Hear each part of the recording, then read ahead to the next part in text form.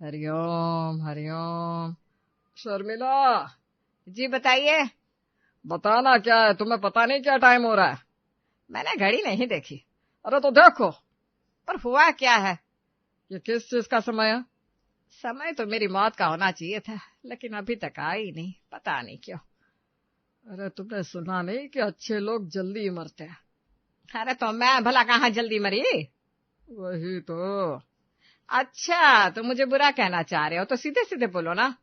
नहीं नहीं भाई, सीधे सीधे बोलने की हिम्मत मुझ में तो नहीं है।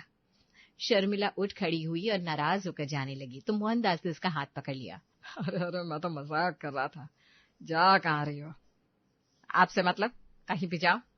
अरे भाग्यवान, मैं तो समय बस इसलिए पूछ रहा था क्योंकि चाय का समय हो गया है। मोहनदास की बहू गीता चाय लेकर आई। ये लीजिए चाय पापा जी। अरे वाह, देखो मेरी बहू कितनी समझदार है।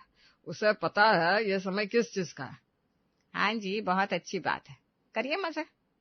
ये लीजिए आपकी चाय मम्मी जी। चलो फटाफट गुस्सा थूक दो और चाय पी लो। शर्मिला को भी ये सुनकर हंसी आ गई और उससे चाय पी ली। हमेशा बस मस्ती करा लो तुमसे, यही तो पापा जी की खासियत है मम्मी जी। सही बात है बेटा। क्या हंसी मजाक चल रहा है? अरे आओ आओ बेटा। मस्ती मजाक कुछ नहीं, बस तुम्हारी मम्मी को मनाया जा रहा है। क्यों मम्मी, क्या हो गया? अरे कुछ नहीं, ये तो कुछ भी बोलते रहते तेरे भैया की तरह। तू आकर चाय पी ले बेटा। ये बात सही है, पापा और रमन भैया बिल्कुल एक जैसा है, बस मजाक ही करते रहते हैं। मैं अपना कप रख देती हूँ, आप लोग अपने अपने कप जरा किचन में रख दीजिएगा। गीता मुस्कुराती हुई कप लेकर उठी और किचन की तरफ बढ़ गई। थोड़ी देर बाद जब वो किचन में वापस आई तो देखा कि सारे कप वहीं पड़े हुए हैं, किसी ने भी नहीं उठाया। मम्मी जी, आपने कप क्यों नहीं रखा? अरे बेटा, मेरे पैरों में ना बहुत दर्द हो रहा था, बड़ी मुश्किल से तो बैठी थी, इसलिए नहीं रख पाई। अच्छा ठीक है। गीता कुछ बोली नहीं, चुपचाप सारे कप समेटने लगी। उसके चेहरे पर हल्की सी थकान और उदासी थी, लेकिन उसने खुद को संभाल लिया। एक शाम मोहनदास वॉक पर जाने के लिए छड़ी उठाकर तैयार हो रहे थे। भाग्यवान, थोड़ा वॉक पर जा रहा हूँ। पापा अगर जा ही रहे हैं तो सुबह के लिए ब्रेड लेते आइएगा। ब्रेड? अरे वो दुकान तो आगे वाले मोड़ पर है। नहीं नहीं बेटा, मैं नहीं ला पाऊंगा, कमर में बहुत दर्द रहता है ना आजकल। अरे पापा, बस 10 कदम ही तो आ गया है, ले आइए ना। अरे बेटा, तुम्हारे लिए 10 कदम होंगे, मेरे लिए तो जैसे 50 लगते हैं। ठीक है पापा, रहने दीजिए, मैं खुद ही ले आता हूँ। रमन कुछ सोचते हुए बाहर निकल गया। उसकी चाल में झुंझलाहट नहीं, पर सवाल जरूर था, क्या अब पापा इतने असहाय हो गए हैं? फिर शाम के वक्त गीता रसोई में काम कर रही थी, सब्जियां काटनी थी, तहरी बनानी थी और रोटी भी। मम्मी जी जरा आलू छिल देंगी, मैं तहरी बना रही हूँ ना, और थोड़ा लेट हो गई हूँ आज। बेटा उंगलियों में ना बहुत दर्द है, लगता है गठिया हो रहा है। डॉक्टर ने मना किया है ना ज्यादा काम करने से। ठीक है मम्मी जी, मैं ही कर लेती हूँ। गीता ने बिना कुछ कहे आलू उठाए और खुद छिलने लगी। उसका मन कुछ कहने को हुआ, लेकिन शब्दों ने साथ नहीं दिया। मम्मी जी तहरी पक रही है, जरा गैस बंद कर दीजिएगा, मैं रोटी लगा रही हूँ। नहीं बेटा, आंखों में धुंधला दिख रहा है, पता नहीं आज क्या हो गया है, तू ही कर दे, कहीं कुछ जल ना जाए बेटा। गीता चुप रही। उसने तहरी ढकी और खुद ही गैस बंद कर दी। इसी बीच प्रिया बाहर से लौटी। उसने जैसे ही गीता को अकेले काम करते देखा, वो चौंकी। अरे भाभी, आप अकेले सब कुछ कर रही हैं? मम्मी ने कुछ मदद नहीं की क्या? मैंने कहा था, पर उन्होंने कहा हाथ में दर्द है, आंखों से भी ठीक से दिखाई नहीं दे रहा। हाँ भाभी, अब उनकी उम्र हो गई है, आप उन्हें ऐसे काम करने को कहेंगी तो कैसे चलेगा? अरे उम्र हुई है ये मैं मानती हूँ, हाथ पैर चलते रहना भी तो जरूरी है, ऐसे बिल्कुल बैठ जाना गलत है। भाभी प्लीज, वो हमारे मम्मी पापा हैं, आप ऐसे मत कहिए, उनका सम्मान कीजिए। सम्मान है और फिक्र भी, इसलिए कह रही हूँ। दोनों चुप हो गई। एक के मन में शिकायत थी, दूसरी के दिल में बवाल। लेकिन इन तमाम उलझनों और थकावटों के बीच घर में एक खुशखबरी ने दस्तक दी। प्रिया की शादी की बात चल पड़ी थी। संजय नाम के एक सज्जन युवक का रिश्ता आया था, पढ़ा लिखा, समझदार और अच्छे परिवार से। अरे ओ, भगवान की बड़ी कृपा है, बेटी के लिए ऐसा रिश्ता आया है। हाँ भाग्यवान, अब तो बस तू जल्दी से शुभ दिन देख, जितनी जल्दी हो सके निपटा दो ये काम। रिश्तेदारों के साथ बातचीत हुई, संजय और उसका परिवार मिलने आए, गप्पे हुए, हंसी ठिठोली हुई और आखिरकार सबकी सहमति से रिश्ता तय हो गया। चलिए मम्मी पापा, बधाई हो, अब तो घर में शादी की घंटियां बजेगी। हाँ, और सबसे पहले काम की लिस्ट बनानी होगी। कितनी तैयारियां होंगी। पर काम की लिस्ट बनती उससे पहले ही गीता और रमन पर सारी जिम्मेदारियां गिर पड़ी। मम्मी जी, हम सोच रहे थे कल से शादी की तैयारियों के लिए बाजार जाना शुरू करते। जरा आप भी साथ चलिएगा, कुछ चीजें देखने में मदद मिल जाएगी। अरे नहीं नहीं बेटा, मेरा तो आज सुबह से सिर घूम रहा है, तू ही देख ले। वैसे भी जमाने का क्या फैशन है, मुझे कहाँ पता चलेगा। फैशन नहीं मम्मी जी, जिम्मेदारी की बात है ना। आप रहेंगी तो दुकानदार भी ठीक से पेश आएंगे। अरे तू ही समझदार है, तू ही कर ले सब। अब मैं तो हो गई हूँ बूढ़ी। गीता ने एक लंबी सांस ली। उसने कुछ कहना चाहा, लेकिन होठों तक आया हर शब्द गले में घूंट कर रह गया। उसने चुपचाप अपना पर्स उठाया और प्रिया को लेकर शॉपिंग पर निकल गए। उधर रमन मोहनदास के पास बैठा हुआ कागजों में उलझा हुआ था। पापा, शादी का खाना किस हलवाई से बनवाए? जरा चलिए ना, लिस्ट बता दे उसे, रेट वेट की बात भी कर लेंगे। अरे बेटा, मुझे क्या पता आजकल का रेट क्या चल रहा है, हर चीज महंगी हो गई है, अब तो ये देख ले। लेकिन पापा, मैं तो ऑफिस से टाइम निकाल कर ही बैठा हूँ, कई और काम भी करने हैं मुझे। आप चलिए ना बस एक बार। मुझे तो गैस चढ़ी लग रही है बेटा, बाहर जाने की हिम्मत नहीं है। रमन चुप हो गया। गुस्सा भी आया, दुख भी, पर पिता की मजबूरी देखकर मन को शांत कर लिया।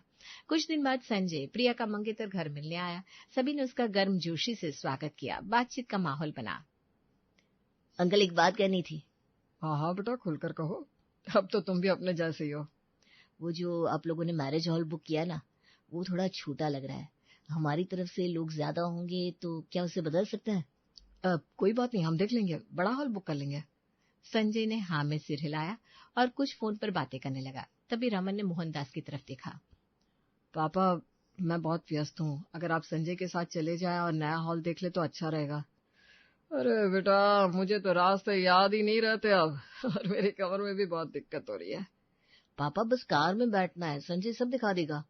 अरे कार में बैठना अब आराम का काम नहीं रहा बेटा, पैर ऐसे अकड़ जाते हैं जैसे पत्थर हो गए हो। तू ही चला जा। रमन ने अपनी आंखें बंद की, जैसे कोई अंधेरा निगल रहा हो उसे। मन में बस एक ही बात घूम रही थी, क्या मैं ही इस घर का कर्ता धर्ता हूँ? अंततः रमन ही संजय को लेकर हॉल देखने चला गया। पीछे से मोहनदास आराम से तकिए के सहारे लेटकर टीवी देख रहे थे। शर्मिला मंदिर में भजन लगा चुकी थी। गीता दुकान से लौट कर आई तो उसके हाथों में बैग थे और चेहरे पर पसीना। अरे आ गई तुम, लाओ दिखा, क्या लाई हो? बहुत कुछ लिया है मम्मी, बैठो दिखाती हूँ। बहू, तुमने अपने लिए कुछ लिया कि नहीं? उसने कुछ नहीं कहा, बस जाकर रसोई में पानी रखा और फिर से तैयारी में जुट गई। शादी के दिन नजदीक आ रहे थे। घर में हर दिन हंगामा, भाग दौड़ और तैयारियों की गूंज थी, और इन सब के बीच गीता थकी हुई, झुकी हुई और फिर भी मुस्कुराती हुई। पड़ोसन मीना ने देखा तो पूछ लिया, क्या बात है गीता, बड़ी परेशान लग रही है? अरे नाना मीना आंटी, परेशान नहीं हो। घर के काम से कौन परेशान होता है, बस थोड़ा थक गई हूँ। अच्छा, वैसे भी बहुत काम करती है तू बेटा। अगले दिन सुबह गीता सबसे पहले उठी। बिना कुछ कहे उसने चाय बनाई। धीरे धीरे सबको चाय थमाई। सास, ससुर, पति, देवरानी, मेहमान, फिर रसोई में घुसकर दोपहर के खाने की तैयारी में लग गई। मेरी जगह रोबोट होता ना तो उसकी बैटरी भी खत्म हो गई होती। पता नहीं मैं कैसे चल रही हूँ। तकरीबन 2 घंटे तक गैस के सामने खड़ी रही। सब्जी, दाल, चावल, रोटी सब बनाकर जैसे उसने हाथ धोए और पानी पीने बैठी, दरवाजे की घंटी बजी। अरे संजय भैया और पापा जी, आइए आइए। संजय और उनके पिता प्रदीप मुस्कुराते हुए अंदर आए। मोहनदास तो जैसे बैठने का इंतजार कर रहे थे, फौरन उठे और सामने कुर्सी पर बैठ गए। आइए आइए प्रदीप जी, अब तो हम रिश्तेदार बन ही चुके हैं। हाँ भाई, अब तो अपनी हुए। नमस्ते अंकल। कौन अंकल भाई, मैं पापा लगता हूँ अब तेरा। हाँ हाँ पापा जी। चाय नाश्ता हुआ। गीता ने थकी हड्डियों से फिर से एक बार ट्रे उठाई, मेहमानों को चाय दी और चुपचाप एक कोने में बैठ गई।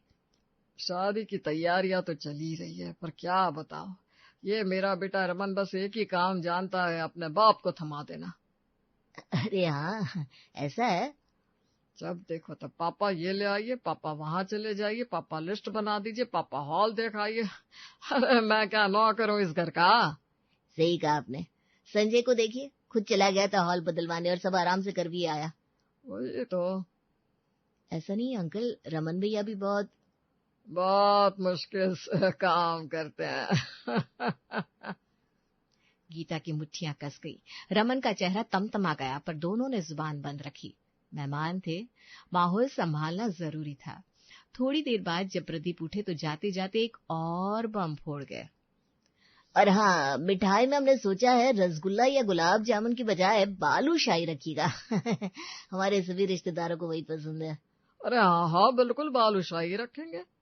रमन की आंखें खुली की खुली रह गई।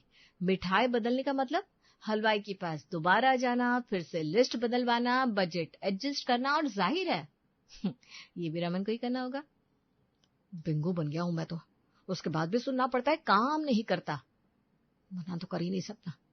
मोहनदास ने हाँ कर दी थी, अब पीछे हटना नामुमकिन था। अगले दिन दोपहर के वक्त जब सूरज आग उगल रहा था, शांति जी संजी की वहां मिलने आई। शर्मिला और मोहनदास दोपहर के खाने के बाद अपने अपने कमरे में सो रहे थे। गीता रसोई में कटोरी चम्मच धो रही थी, तभी घंटी बजी। अब कौन आ गया?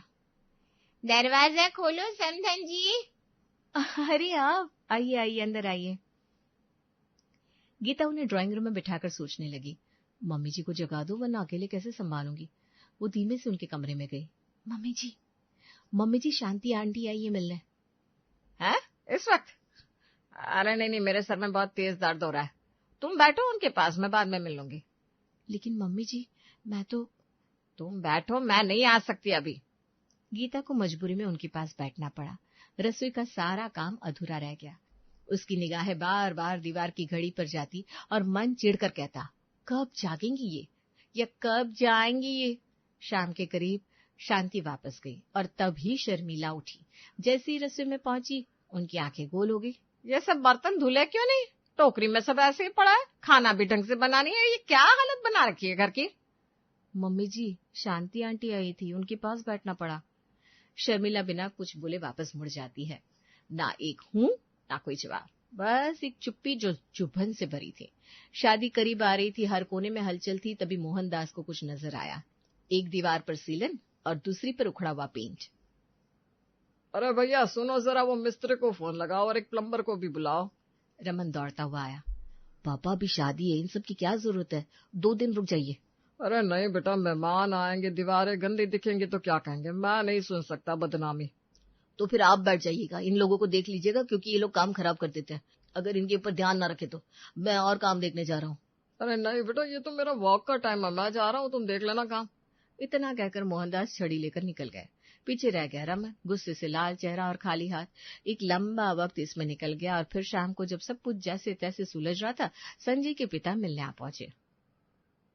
अरे रमन भैया, शादी की तैयारियां कैसी चल रही है? कैसी चल रही है? अरे साहब पूछिए मत, सब अधूरा है। अभी तक गेट की लाइट्स भी नहीं लगी, पानी की मोटर कब खराब हो जाए कुछ भरोसा नहीं, और मेहमानों के बैठने की व्यवस्था भी ढीली है भाई। रमन का खून खौल गया, चेहरे की रेखाएं तन गई। अरे नहीं सब ठीक है, थोड़े बहुत काम बचे हैं लेकिन वो हो जाएंगे, सब बढ़िया रहेगा। प्रदीप मुस्कुराया और 1-2 कमियां निकाल कर चला गया। रमन मुड़ा और भीतर चला गया। अब उसे चुप रहने में भी तकलीफ होने लगी थी। रमन, हम दोनों दिन रात एक किए हैं, फिर भी सबके सामने यही कहा जाता है कि हम कुछ करते ही नहीं। मम्मी जी, पापा जी, हर किसी से यही शिकायत करते हैं हमारी। अब तो समझ में नहीं आता क्या करें।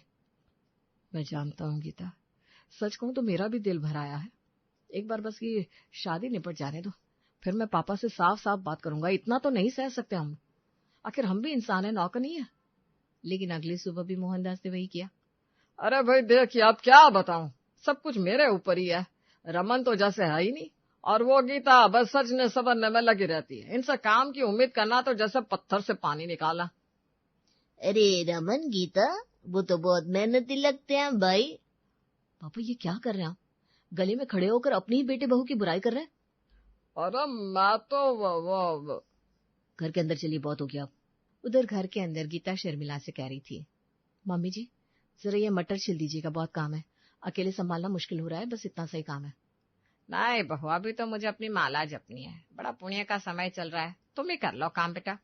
गीता की आंखें छलक जाती है, वो चुपचाप मटर वापस ले लेती है। इतने में रमन अंदर आता है और वो बिना कुछ बोले गीता का हाथ पकड़ता है और रूम में ले जाता है। अब हमें इन्हें किसी और तरीके से समझाना होगा, ये लोग ऐसे नहीं मानेंगे। तो कैसे मानेंगे? मैं बताता हूँ। शादी में बस अब 2 दिन बचे थे। घर में मेहमानों का रेला लगा हुआ था। अरे कोई खाना लाओ, ये गरम नहीं है। रसोई में कौन है? सबको बोलो मेरी थाली अभी चाहिए। जी मम्मी जी, अभी लाती हूँ, आज बहुत स्पेशल खाना बनाया है, आपको जरूर पसंद आएगा। गीता थाली परोसती है। थाली में 4 सब्जियां होती है, शानदार और महकती हुई, लेकिन एक ही छोटी कटोरी में चावल। अरे ये क्या, इतनी सारी सब्जियां और चावल बस एक मुट्ठी? मोहनदास और शर्मिला दोनों गुस्से में आ जाते हैं। क्या बेहुदा खाना, 4 सब्जी और 1 चावल, ऐसा खाना कौन बनाता है? मैंने तो कभी ऐसा नहीं देखा। चल क्या रहा है घर में भाई?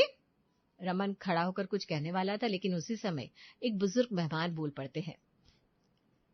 अरे भले बहू से पूछ तो लीजिए, शायद इसके पीछे कोई बड़ी वजह हो।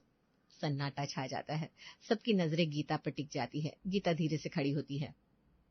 जैसे एक छोटी कटोरी चावल में 4 सब्जियां नहीं खाई जा सकती, वैसे ही एक घर में अगर काम बहुत हो और करने वाले बस 2 हो तो काम पूरा नहीं हो सकता।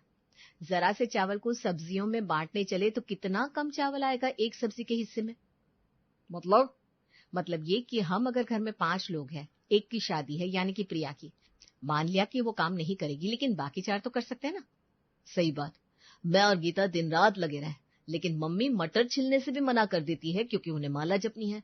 पापा मेहमानों के सामने हमें निकम्मा कहते हैं, जबकि वो खुद वॉक पर चले जाते हैं काम छोड़कर।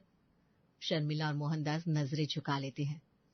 मैं जानती हूँ आपकी उम्र हो गई है, लेकिन मटर छिलना, आलू छिलना, किसी को आवाज देना या बस एक हलवाई को कुछ समझा देना, ये तो कोई भारी काम नहीं है। इतना तो किया ही जा सकता है। बहू ने बिल्कुल सही कहा, काम बांटने से घर चलता है, एक पर लाद देने से नहीं। धीरे धीरे बाकी लोग भी हामी भरने लगते हैं। माहौल एकदम बदल जाता है। गीता हमें माफ कर दो, शायद हमसे गलती हो गई।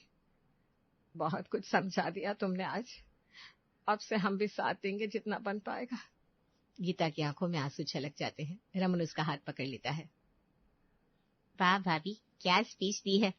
चुप रह तू, खुद तो कुछ करती नहीं कभी, और हम लोग मम्मी पापा से कहते थे तो उनका सपोर्ट करती थी। तेरी शादी हो रही है ना, चुपचाप शादी करके चली जा, वरना बचपन की तरफ पीटूंगा। सब हंसने लगे। फिर शादी हुई बहुत धूमधाम से, पर जो असली बात हुई वो ये थी, एक परिवार का फिर से एक होना। एक बहू ने एक मुट्ठी चावल से सबको ये सिखा दिया कि जब तक सब मिलकर ना खाए तब तक कोई पेट भरता नहीं।